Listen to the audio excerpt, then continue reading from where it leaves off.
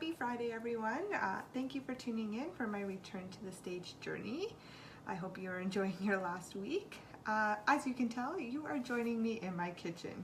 My kitchen is a disaster. I am doing meal prep. As many of you know, doing meal prep is time consuming, especially when you're working towards a specific goal, competing. It's a lot. My kitchen is a disaster right now. One thing I've learned is it's never ending. There's always, okay, do I have enough food? How much food do I have left? Do I have to go grocery shopping? Do I have to recook?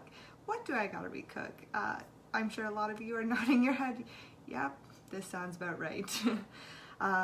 So I just thought, you know what? I'm in the middle, I need a break.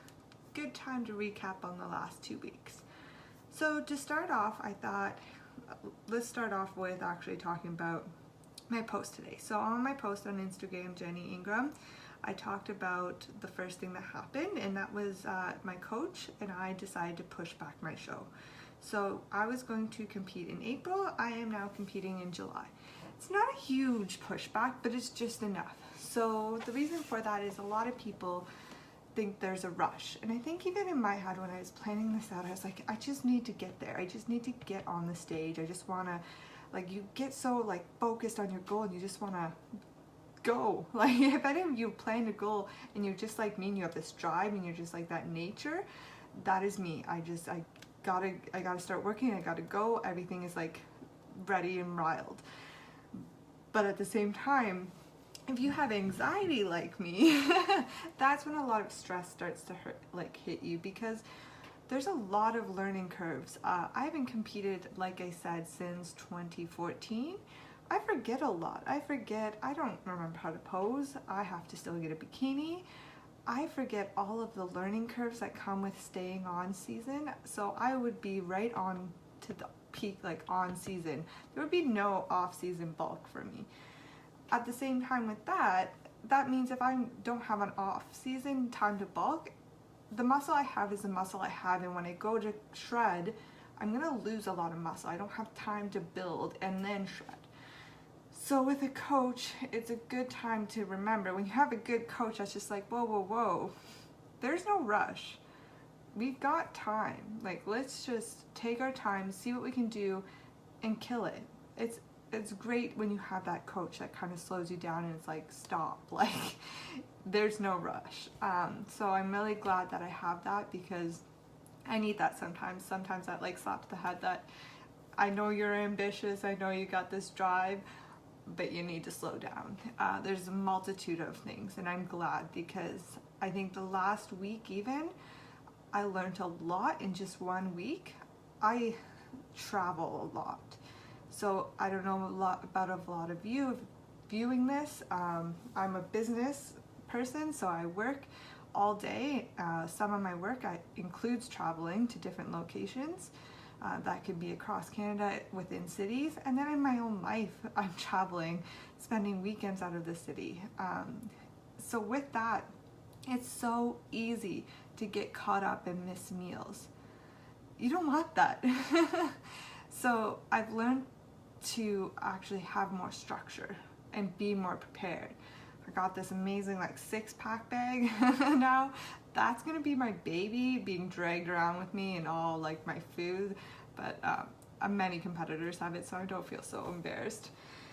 And then just learning to be like prepped ahead of time, because even grocery shopping and running errands, that was something I was pretty ignorant to. So I think, okay, I'm just gonna run out to the store, I'm gonna grab a few things, and I'll be back. I'll have time. But one thing leads to another thing, that leads to another thing, and you get caught up, and the next thing I know is 3 hours, I'm starving, I'm famished, and I'm like, I don't have time to get home, I'm like out here.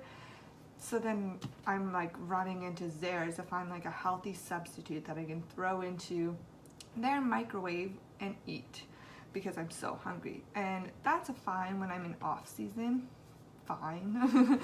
But when you're on season, things like this aren't okay, but it's a learning curve. So anyone that's getting into competing or thinking about it but hasn't before, I would highly suggest giving yourself that period, the learning curve period, because as I as I say, I failed, but I'm okay with failing because I learn from my mistakes. So I suggest it highly. Everybody needs to learn. There's a lot that comes with competing. It's mentally, physically, emotionally exhausting. If anybody tells you otherwise, I don't know what to tell you. I've competed once. I took a break from it because of the amount that it can take on you. And I'm at that stage where I can do it again. It took time, but I'm there.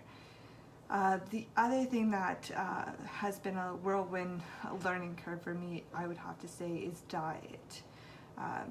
Diet has been huge. I've said so many times I have digestive issues.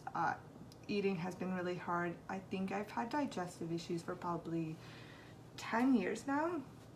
Trying, and I've gone to so many diets, so many tests.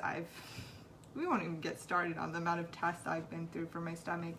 And at the end of the day, it comes back, well, you just need to try different diets. All right, well, I tried them all. And at one point, I was on the low carb, and it was working. Like, you know, I had really bad days, but I had really good days. So I just thought, you know what, I'm just gonna stick to it. I thought I found it. Even though I had the really bad days, I blamed it all on these carbs. So when I got with my coach and I talked to him and I told him all these problems I've been having, he started my diet from scratch.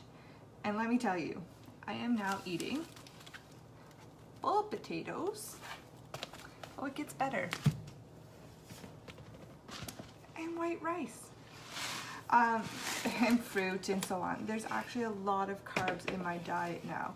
And my stomach is actually doing very, very well. I'm actually learning a lot that it wasn't the carb stuff. There's probably, as my coach said, a lot of other things we won't talk about, such as like junk protein bars that I abuse and sweeteners that have been almost completely cut out. I do still love my protein bars as someone on the go, but we're getting there. As I said, learning curves. But I'm glad that I'm getting there, and this has been a whirlwind adventure. So I highly suggest giving yourself time if you're getting into this industry. It's a huge learning curve. There's so much to learn, and get yourself a support group, a support system, because you're gonna have ups and downs. I've had some extremely down days, and coming back and having people to vent to and people that know that you're doing this and still support you is 100% what you need in your life. So make sure you have those things. I think that's all I had for you guys today, as in what I wanted to talk to. I will be posting some rehab workout videos also that I kind of did before when I had surgery. And I said I would be starting to post those to help other people who want to get into more flexibility and range of motion, because I had to face that also after my surgery. So stay tuned, those will get posted also. If you have anything that you want me to discuss throughout my journey or anything I may have come across, definitely let me know. I have no problem with that. Stay tuned for next week's.